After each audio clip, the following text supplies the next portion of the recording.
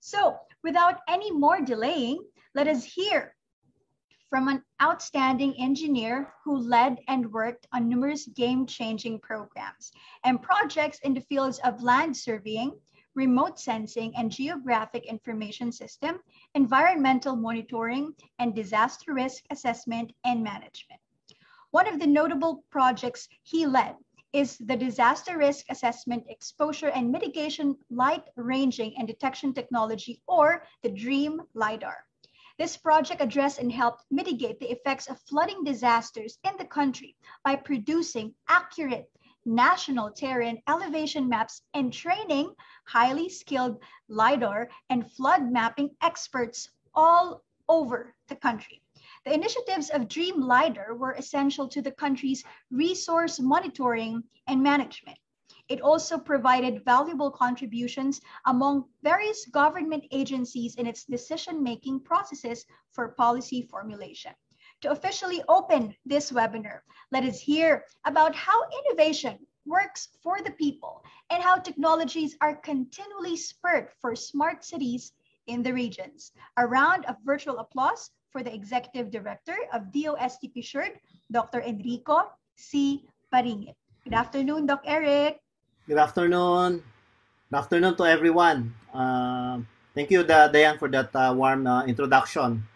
Special greetings, of course, to all our participants in today's webinar. We are, in fact, jam-packed. We never thought that we would have this kind of reception in these kinds of activities, even done online. Before I continue, let me just, of course, acknowledge the support and the presence of our virtually of our participants in today's webinar. Of course, Secretary Fortunato Boy de la Peña for his, of course, support, ardent support for the Smarter Cities program, the Undersecretary of for Research and Development, Dr. Rowena Cristina Alguevara, and the Undersecretary for Regional Operations, Engineer Sancho Maborang, my tag team partner there in the regions when he was a regional director.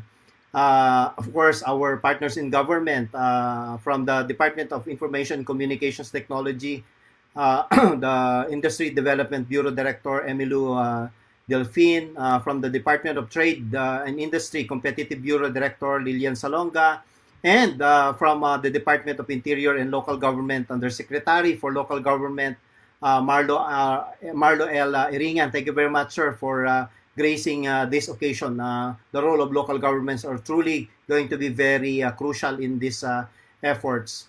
Of course, I'd like to recognize the leaders of our projects that we have fostered under the Smart Cities program, Dr. Erica Filia Legara and Dr. Zar Jakiri Sarmiento. We'd also like to give special recognition to our guests from the international, I don't know, should I call it the Smart City Movement community, Dr. Masaki Sato, Ms. Emi Kaneko, and Diaki Kudani of the Japan Science and Technology Agency. We also have guests from the Smart Cities Network and the ASEAN Director for Smart Cities Council, Mr. Kok Chin Tai, who I believe is from Singapore. And one of our special guests this afternoon, a big influence in the way how I thought about smart cities, Dr. Haru Takeda, who is the Corporate Chief Engineer of Hitachi Limited and Program Officer also from the Japan Science and Technology Agency. We'd also like to, of course, recognize the officials and representatives from local government units, the government agencies, and academic institutions. I know there are hundreds of you out there tuning into this webinar. My colleagues here in PCIERRD at DOST and other offices, ladies and gentlemen, good afternoon. The DOST-Philippine Council for Industry, Energy, and Emerging Technologies Research and Development warmly welcomes all of you today as we build these sustainable communities and cities in the Philippines. We appreciate everybody's presence as we align our initiatives and maybe perhaps update everyone on what's happening on the smart city scene and move towards spurring more smart cities. And today we will gather inputs from our stakeholders as we share also smart cities, and digital twin technologies and initiatives. As we delve deeper into how we become a smart city, let us also tackle how we can innovate our localities. No? The city is just a way how we perceive our urban spaces. But this can be your local government units, your towns, it can be barangays, it can be one small community where you foster the science, the powers of science and technology and innovation to actually spur collaboration and harmony within and among a community of citizens. So let me begin by explaining how we envision a smart city is. Being smart in this context means having that ability to foster well-being and collaboration among citizens. Of course, for prosperity and harmony. This means we have to put premium more on the participation of citizens, and this is centered on the idea that it's citizens that actually create cities. It's not the other way around. And citizens need to generate data citizens generate data as a result of the various activities that we produce. No? And these activities are continuously being recorded as data coming in from sensors that are installed, our CCTV cameras, our environmental sensors are being put in place that logs in a lot of this data about our environment, our urban spaces. Also by the transactions that we make when we buy something, when we go to the city hall to apply for permits, licenses, and other transactions that we might be getting as a result of our engagement with the city, and of course through social platforms by citizens. With all of this information being gathered, definitely there's a potential for government to utilize all of this information, not only government but also citizens, to harness the power of this data and to bring about solutions and opportunities back to the citizens. So DOST envisions spurring more technology-based solutions that can make the citizens, government, and all other stakeholders smart. Shown on screen is our DOST Smarter Cities Framework. So actually, it's a way of presenting how we support various research and development initiatives based on a smart cities framework. So this framework serves as a guide for us in identifying the endeavors that should be adaptive, responsive, and relevant to the needs of our stakeholders. We share the vision of a cohesive and collaborative approach of governance towards endeavor. Let me give you a little bit of insight. We're continuously riding this wave of digital transformation. In the beginning, we might have humble beginnings of just capturing data, no? By writing down what we have observed. We put them into our files, we put them on records, file them into cabinets, and then they get forgotten. We actually rode a wave of computerization wherein we had local governments pursued the entry of this data into computers so that we become more efficient, productive, and transparent in the way how we deal with our citizens regarding services and welfare of cities. And well, at the beginning of this decade of this century, we pursued online platforms just to do all of these things. We had to make sure that data becomes redundant so that we can actually find these data sets elsewhere, and also make sure that also citizens need not go to the city hall. Citizens need not go to government offices in order to get them engaged in government services. And because of the availability of mobile platforms, we've transitioned all of these information systems and services into our mobile phones.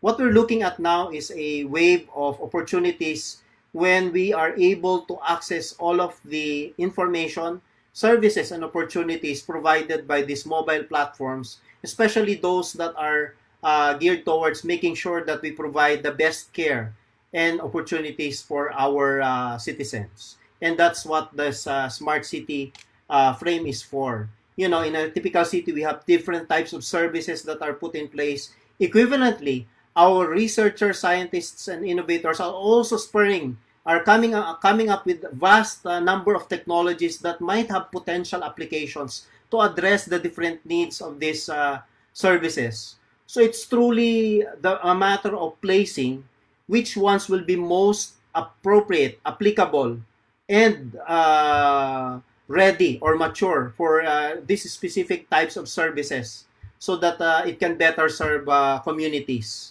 We surmise here that there are still a lot of gaps to address, and we hope that we can put our minds together in addressing these fertile spaces for further development. It is for this, in these reasons that that we have supported a lot of initiatives towards making governance more transparent, open, and accountable. And in many cities in the Philippines, they're laying down their groundwork to transition into smart cities. Government also at all levels undergo this kind of digital transformation to deliver services more efficiently and cost effectively. So let me now share to you some of the initiatives that we've supported as a sneak preview. I'm sure it will be a lot more details of this will be shared a little later on. But let me just give you a rundown of what's going on currently, in the hope that many will be inspired, many will be taking the cue from all of this, and many will also be interested in adapting some of these technologies that's already available.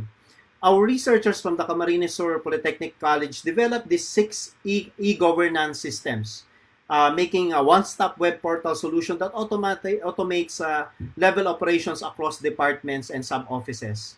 This includes a system for listing down the legislative, operations, and support services of local government units. So it's like your city hall in the palm of your hands or in front of your screens. And this is currently deployed at Nabua and Bula and Camarines Sur. And then, so we're asking those who are interested in adopting these innovative government tools can approach us, and we'll help you connect with the researchers. For those of you who want to be trained on data science, because we know that governments, both at local levels and even at national government agencies, are already accumulating vast amounts of data. But we want to put meaning in this data, and then out of those meaning, we want to derive certain indices and measures that we can provide so that we can improve our services to our citizens. And we thought that data science and analytics might be a good skill to use so that we can proliferate or optimize the use of these data resources. So thanks to DOST, they supported Project Sparta, or the Smarter Philippines, through R&D, training, and adoption. So essentially, this is a data science and applications training program that's done online, where Sparta scholars or trainees can develop data-driven projects, policies, processes, or systems that can address the needs of local government units or even a national government agency. The projects being implemented by our partners from the Development Academy of the Philippines in association with the Analytics Association of the Philippines and Course Bank. So far, we have 37,466 scholars. So we hope that they will be able to complete their courses soon. And the good news is that we are allowing them, we are in fact encouraging them to come up with small projects that will, in partnership with all of these government agencies or even the small local government units, to improve the way how they manage the data and use the data actually for data-driven management and decision-making processes. So the funding facility that Sparta graduates can access is what we call GODES. So GODES stands for Good Governance Through Data Science and Decision Support Systems. And the project that we currently support are on disaster risk reduction, employment, tourism, waste management, fiscal management, and traffic management. And these innovations are spread throughout the country. So we're just too happy that we've been able to achieve some level of balance in the way how we also distribute all of these programs and opportunities so that everyone will also share their experiences with one another. So we encourage all our data science and analytics scholars to actually also avail of this grant mechanism. Let me share to you some of the projects that we have supported that's actually now aimed at achieving those smart cities framework. But of course, I'll ask the project leaders little later to provide some more flesh into this. So we have the Paturo project of the Asian Institute of Management, which aims to formulate a smart index to capture the city's health in terms of the people, land, transportation, and various economic indicators. So they have Kawayan City. We're just too thankful to Kawayan City and its very indefatigable mayor for pursuing these smart city initiatives. We hope we can see these platforms used and replicated also in various parts of the country. On the other hand, the Lungsod project, or the link up of geomatics and social science research and development of smart cities, aims to establish a city command center as the data hub for Iloilo City. So imagine if you were in a room just with screens and interfaces for you to examine what's going on and what's happening all around the city for any incidences, for any developments that are taking place. And this means that provides them also with that opportunity to engage with citizens, because they're also going to provide some platform for citizens to be interacting with their officials, with their managers, and with their fellow citizens as they pursue more sustainability programs and interventions for their city. So they plan to come up with spatial and behavioral analysis and simulations to identify gaps in the processes of the city government. We're also proud of researches that are being done to look at mobility as a key driver of smart cities. So we have this project from our researchers from De La Salle University on sustainable technology-assisted route planning for the region. And this is a way of developing an efficient, safe, reliable, and sustainable local public route planning application to track various vehicles. I think it's not only land transport, but they're also looking at transportation between islands because that's really part of the dynamics of a city.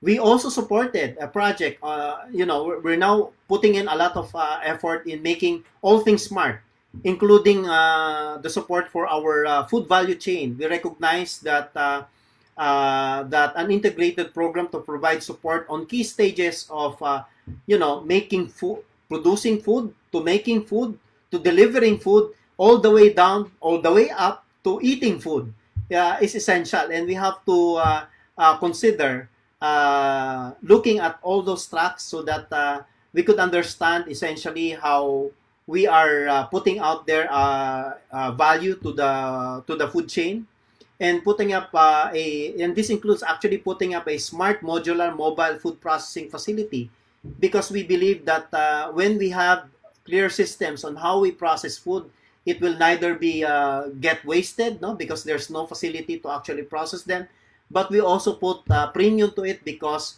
we deliver food at a very timely and a safe manner at that. We're also proud of the efforts, as was presented in the video earlier, about our COVID-19 responses. We supported a startup for the development of a resource allocation management and distribution and monitoring to actually help residents and local government officials to share accurate information regarding, the distribution of relief packs or cash assistance, the ones that we now call ayuda. So in this app, citizens and government share accurate information about the nature of the relief distribution activities, the content of the relief packs even, and the schedule of distribution. So you might find this useful when you're locked down and you're wanting to know when is the help going to come. So I think this is not only applicable during this time of pandemic when there are lockdowns and quarantines, but also in periods where there are disasters that strike, and we need to find a way also to connect with each other for assistance and helping each other. Modx is one of our spin-off companies that aims to provide end-to-end solutions for local executives and real property owners on improving assessment and valuation. So essentially, when you're a local government, you want to collect real estate taxes, you want an efficient way of looking out for those that are let's say, neglecting their duties. At the same time, we also want to, of course, improve the way how our revenues because we can use this actually to deliver better services to people. So this system provides a notification and collection system through a mobile app for real property owners and of course our city officials. Well, there are a lot of prospects and opportunities. We invited the DICT to be with us today to shed light on our prospects for this Digital Cities 2025 program. Touted as a continuation of the next wave cities that they have fostered in the recent past, and we'll get to hear more about this a little later on, and we're excited about the prospects of partnership. GST is here with us today because we also wanted to recognize their interest, no, and that prospective partnership in coming up with the digital cities integrated. Perhaps we can learn from each other's experiences in Japan or in other countries elsewhere in the region who might also have smart city solutions. We intentionally made our program here a little bit more international because we also wanted to hear out what's happening in terms of smart cities development elsewhere. Because if we can gather those ideas, if we can gather those innovations, and perhaps we can also share what we learned from our very own experiences. And through that sharing of experiences, we can both benefit from any collaborations and cooperations that might take place in the future. So we're really looking forward to this. We're also looking forward to the other smart city projects that's going to put in place. We're excited about looking at the prospect of developing a smart city index. The index is it's not just about grading cities according to their level of being smart or smartiness, but also looking at what their suitability are in terms of the technologies that they need maybe to have in order to complement their services, and that should be in line with their vision as a city. We recognize that while there are so many technologies out there, there might be different services and opportunities that a city needs to provide. They should all be aligned with the vision of its citizens. Of course, being fostered by their leaders and executives. And I think it's a good way also to understand what their requirements and needs and aspirations are. So we hope that we'll be able to roll out this initiative soon. Shown on your screen also is our roadmap of smart cities. We see this roadmap as an opportunity for us to make each other understand what are our prospects down the line. There are over 80 chartered cities in the Philippines, or urban areas, and as much as we wanted to support all of them. The most that we can do is to actually put out opportunities to develop certain models and let them share their learnings, let them share what they've developed to others, and hopefully have an exchange of all of these innovations and developments and technologies along the way, so that we could maximize all of our resources. On the other hand, we continue to also foster our programs on improving on data science and analytics through the roadmap for Goddess, because we believe that every citizen should be involved in making our cities smart. And one of the ways by which this can be done, if they have a very active participation in making use of the data in order to vent out their prospects, their concerns, and even their own aspirations for themselves, for their family, for their communities, and for their city. So we hope that by consistently enabling more smart city innovations and engaging more with regional, provincial, local leaders and representatives, we can make sure that smart cities in the Philippines utilize these smart cities to ensure seamless governance and effective service delivery systems. And the systems can be more data-driven and that serves people and to ensure that Filipinos have more access to core services. So we hope that together, let us promote and champion the importance of building this data infrastructure, not only in silos, not only for each city, but a system where we could actually, exchange now data among ourselves, aggregate it to a certain level, perhaps to see a wider perspective as we complement the roles by our executives, our decision makers, our leaders, so that they can all embody our collective aspirations as a people. So let us collaborate and make innovations work for the people. Thank you very much, and good afternoon to everyone.